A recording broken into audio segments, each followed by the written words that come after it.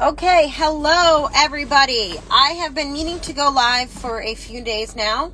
I'm going to wait till a few people come here. I literally just got my hair done. I left my salon and was like, I'm going to go live because I just got a DM that gave me a topic to go off of. So if you guys don't know, Instagram is now giving creators bonus points and rewards, and I basically get $100 if I go live by midnight tonight. And I've been trying to come up with something to go live about, but I just got an amazing DM that I realized is a great thing to go live on and we can chat about, because I get asked about this a lot and I think it'll be very helpful. So for those just joining, I just left my hair appointment, so if I'm looking great, that's why. But I had a great topic to go live on, and I wanted to get my Instagram badge so I can tell Instagram things, make Instagram like me. So I made a little note here, and so I just got a fantastic direct message from someone who purchased hybrid and fuel. So they bought both of my ebooks and guides, and they wanted some clarification on this. And so I say this with a disclaimer that these guides do give you info. This person was like, oh, these are very, very helpful, but they wanted a specific question, and I've addressed this in some of my posts before.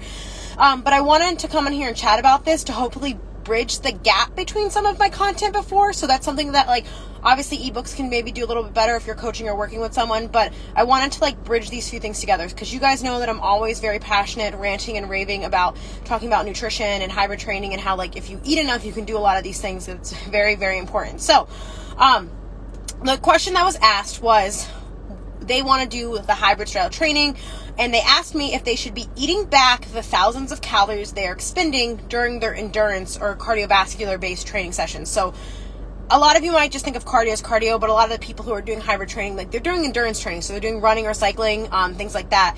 And if any of you have ever ran a long run before, done a long cycle, anything like that, you know that your watch, your fitness tracker, I don't have one on right now, will tell you that you've expended a bajillion calories, right? We see this all the time. And so I will reference back. I do have another IGTV and a few posts actually where I talk about the inaccuracy of fitness trackers and why we don't want to go off that calorie expenditure. But when it comes to strict, direct endurance training, it is a little bit more accurate than calories estimated from strength training. Now, that doesn't mean that's necessarily the deficit that you're in for the day, but direct heart rate and calorie expenditure has a more linear relationship with cardiovascular activity than lifting. So it's not a horrible question. It's not a horrible assumption, right? So when it comes to hybrid training, concurrent training, mixing together multiple modes of training, when you're both strength training and pairing it with something else, especially because of the interference effect, or the idea that endurance interferes with the pathways that elicit or result in muscle gain or muscle hypertrophy, because there's two different metabolic pathways that happen from those stimuluses. And a big issue with that and why this occurs is because the pathways that are stimulated from endurance and cardiovascular training essentially kind of mimic an energy deficit in our cells. And so it stimulates a different type of thing. So that's why it can be catabolic, because it turns off your other pathways, or it proposes that it turns off those other pathways. But a big thing though is that you don't want your cells, your muscle cells, to be catabolic all the time. So what I've always liked to think when I was learning in undergrad, catabolic, like a cat breaking things down, think of a Lego stack and a cat breaking things down, meow. I don't know. That's the weirdest thing I've ever done online. But it's catabolic, breaking it down. And so you don't want to be in an environment that's catabolic all the time, especially if you're trying to maximize strength and hypertrophy and with endurance training, right? Especially I talked about in today's post. Same thing with when you're dieting, you want to maintain as much muscle or muscular health as you can. Ideally, with hybrid training, you want to do that as well. And so you don't want your endurance to be chipping away at all your muscles. Now, to some extent, depending on the volume of endurance you're doing or how much you can keep up with lifting, yes, that might happen to some degree. But a big factor that plays a role in this is going to be how much you can eat to support this activity.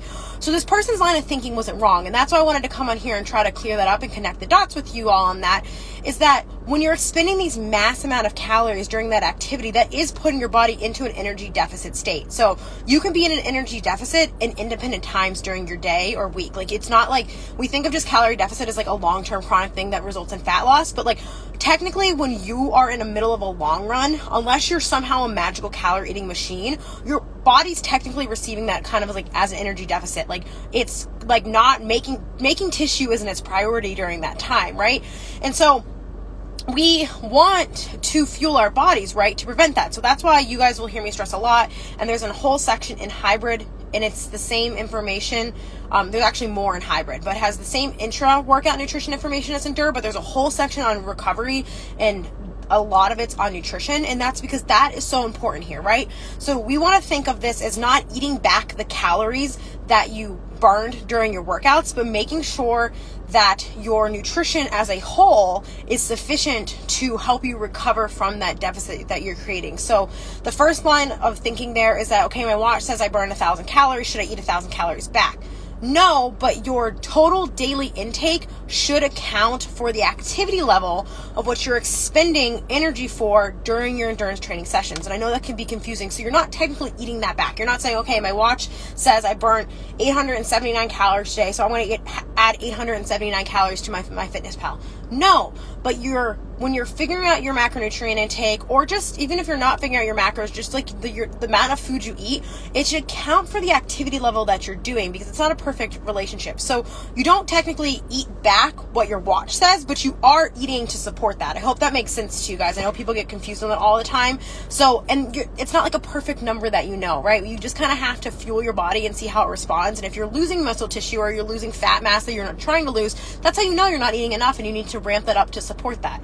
And so when you are doing concurrent mixed hybrid training, you do want to eat to support that. And so what that looks like, though, if your goal is to do something like a triathlon or a marathon or an ultra or whatever it is that you guys decide to do when you're combining these things, is that you want to eat in a way that supports this.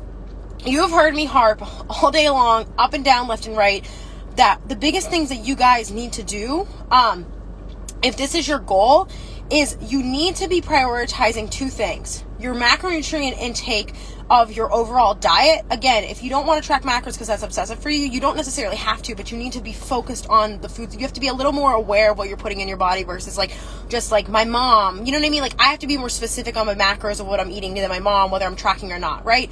And so you want to focus on your overall diet composition, whether you're tracking or not, and then what you're eating during your training sessions. So these things are both very important. And so if you're focused on concurrent training, hybrid training, whatever you want to call it, you're trying to lift and run, or you're doing high levels of activity, you want to, make sure your protein intake is high, like upper end, moderate to high levels of protein intake, because as much as people think that protein is only a lifter's nutrient, runners and endurance athletes need just as much, if not more, than a lot of lifters, because you are breaking down so much tissue, and you do need protein to maintain and gain the adaptations you get from aerobic training. It's not just muscle hypertrophy that uses protein in its recovery process. And so you want to eat protein so you're both supporting the maintenance and or development of new muscle tissue, but also the recovery adaptations and breakdown that occurs during endurance training. So protein needs to be huge. Whether you track it or not, supplement with it once a day, do a little bit extra, increase the amounts in your meals, sneak it in other types of foods in your thing, but you need protein. I know people hate eating a higher protein diet, but if you just focus on it a little bit, think about it a little bit, you can just track your protein. People do that. They only track their protein intake, and that might be helpful, even if for a few days, just to see where you're at. And then you need to be eating sufficient carbohydrates, right? So when it comes to fat loss, people will say it doesn't matter the ratio of carbs to fat in your diets as long as your calories are even, right? Fat loss, fat gain, fat maintenance. And that's not false, but when you have more athletic specific goals, your carb amount becomes more important and more specific, if that makes sense. So you do need to increase that amount in ratio. And a lot, assuming your protein is kept the same, a lot of the caloric increase is coming from increased calorie amounts from carbohydrate, right? So you need carbs to support that. And carbohydrates themselves are actually protein sparing. So your body, if it has sufficient carbohydrates, it will actually, instead of breaking down protein, because you can turn proteins into carbs to break down for energy metabolism, it will not do that. It's part of the Krebs cycle. If anyone has ever had to study the Krebs cycle in school and you know what I'm talking about. But you have these couple different metabolic breakdown processes that your body goes through to do things, but it will take protein and break down into these carbon skeletons to use in that process for energy metabolism, which you don't want if you're trying to preserve or maintain muscle mass, right? But eating sufficient carbohydrates will spare that from happening in your body. It will save proteins to do protein things like recover muscle, build new muscle, things like that. That important kind of stuff that we want to do, right? So carbs help spare protein, but carbs also give you energy metabolism, right? And so you want to have sufficient calories as a whole, predominantly enough carbs or enough protein, increasing your calories largely from carbs, and then your fat will go up as your calories go up, but you just need to be eating sufficient fat within that like 25-ish% range, give or take. Preference, gut tolerance, and things like that based off your goals. Yada. There's not like a sports specific, it's kind of just a percentage. I know that people are going to get really obsessive on that, but focus on the other two and then just make sure your fats are sufficient to that. I do have a macro calculator for free in my bio, and it will not let you starve yourself on there. But when we talk about carbohydrates as well and their protein sparing effect, but also they are really important. And so something that I think a lot of people miss and forget is like when I hear all the time, and I've talked about this, is that when people run, they're like, oh my God, I'm never recovering. I have a hard time recovering. I'm always sore. I'm always trashed. I don't know what to do because my long runs trash my lifts and my lifts trash my long runs. And so one, eating enough like in your diet to begin with, you've heard me say this time and time again, I sound like a broken record, will fix a lot of that unless you're just training at a high training volume phase, or maybe you're doing too much. But if you're under eating, like then you're going to under recover. So like it might not be your training, it might be your food. But the biggest thing with that though is, especially when you guys are getting into your like 90-minute, 2-hour, 3-hour, really long endurance training sessions, is intra workout carbohydrate, right? So if you're lifting in the gym, you don't like for an hour or 30 minutes, like you don't need to like smash an applesauce packet or Rice Krispie treat. But the intra like run, cycle, whatever it is, carbohydrate is really, really important. And if you can get yourself to eat enough carbohydrate during your endurance training sessions, that will also reduce your fatigue in those sessions. It will also reduce the muscle damage during those sessions, which will also reduce the amount of recovery you need from those sessions and muscle breakdown. So you guys see how this is like really important here. And so the whole moral of the story is that you don't need to focus necessarily on eating back the carbs, the calories that your watch says, but you do need to make sure that you're eating enough, and you have to make sure that you're eating intelligently in a way that supports that. And so when you think about eating back what their watch says or their fitness tracker says, they're thinking about the meal after. But I think people tend to forget about the food around each training session, the environment that you're putting in your body around your training sessions that influence what your tissue's going to do, right? Doing a fed long run is going to break down a lot less tissue than a fasted long run, right? Like giving your body the environment it needs to thrive. And then your intra-workout nutrition plays a huge role in that. So you don't want to think about eating back the calories from those really long training sessions. You want to think about eating enough calories during them to support them, right? And I think a lot of people get really hung up on this idea that they need to, hoard their calories from an endurance training session, then they can eat a big dinner. And you probably need a big dinner anyway, because most likely you're still in a slight energy deficit from that training session. But you want to think about eating enough during it. And so I do have a free running nutrition. I'm just plugging my free stuff tonight, guys. I have that free running nutrition calculator in my link in my bio as well that will help you do this. But if you're just doing recreational shorter distances like that, 30 to 50 grams per hour range, trying to work your gut up to the higher end, ideally, if you're doing that longer stuff, like 60, maybe a little bit higher if you can get your gut to tolerate it. And then cyclists, you can kind of go higher just because you're not oscillating as much. I mean, I think recent stuff from Juke and Derp's lab is like up to 120 grams per hour, but that takes a lot of practice to get your gut there. But I hope this makes sense to you all, what I'm saying. It's like, so don't worry about the calories that your fitness watch is saying that you're expending, but you are expending energy, and you don't need to think of it as necessarily as like calories, because it's never a perfect thing. But think about, is what I'm eating in my day-to-day feel like it's enough that I feel good, energized, and I'm recovering between my sessions? Like, start there. And then from there, like, ask if you feel like your training is causing too big of a deficit on the next session. Hybrid breaks down all of the interference and fatigue that you get between these sessions. I'm not going to do that here today. I wrote an ebook on that. But if your food is affecting that, that is going to be what's going to cause more of that breakdown of your muscle tissue than anything else, right? Because you're just pulling from something that's slowly emptying. You're not filling it back up. And so lastly, and I'll reiterate this again, eating during, not worrying about after or in response or following up, like eating during your endurance training sessions is huge. And you will feel a monumental difference in your recovery, but also you will see a monumental difference in the amount of muscle or strength or even like lifting performance you maintain across a season of race training or race prep or event prep by doing so. So I hope that makes sense to you guys. I hope you learned something. I hope that like clarifies a lot of those questions I get on that. I do have another IGTV for those who've just tuned in who missed the beginning of this, where I broke down why, like, fitness trackers are not the best for that calorie expenditure. That one was specifically to lifting, because people tend to try to lift as a way to burn calories. But I got a message from that person asking if they should eat back calories from their endurance training. And yes and no is the answer to that. You're not eating back your calories, but you should factor in that activity level into what you're doing, both in the days and weeks around your training. But then also thinking about your nutrition during. We don't think about that during, but that is huge. So you're not like finishing your run and going and hoarding a pizza. I mean, that's what I do. But you also want to be making sure you're eating adequate carbohydrate during it, and that will make a huge difference in your recovery and also your muscle retention and or gaining, depending on your training status with that. So if anyone has questions, I'll answer a few. But otherwise, I'm going to go home and eat dinner, because your girl needs to recover, right? Because that's what we do here. We recover. And I will add, lastly, you don't have to track macros to do this stuff, right? I tracked macros for about 9 months, and I stopped the last 6 weeks because I just it's too much math with everything I have going on, but I'm still following these same principles in my training. And I was able to kind of hone in my protein and carb mishaps that I was having there during that time. And now I'm okay, I'm good. I feel good. And then if I get to a point again where I feel like it's not good, then I'll assess my intake, particularly carbs, probably. So if that was helpful, I will save this as an IGTV as well. Feel free to save it, share it, comment, tell your friends. And I have that free macro calculator linked in my bio, free running nutrition calculator linked in my bio.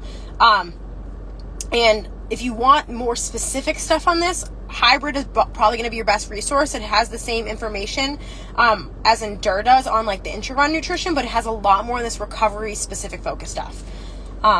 Okay, few things.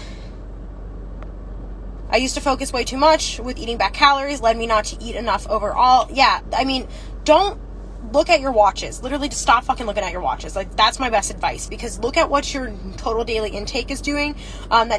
There's a new metabolism study that came out, and I have to fully read it to actually fully vet the science, but it was scientific confirmation that our bodies conserve energy anyway, so it's false. What you burn during a workout doesn't necessarily reflect your deficit anyway, so just literally don't look at it.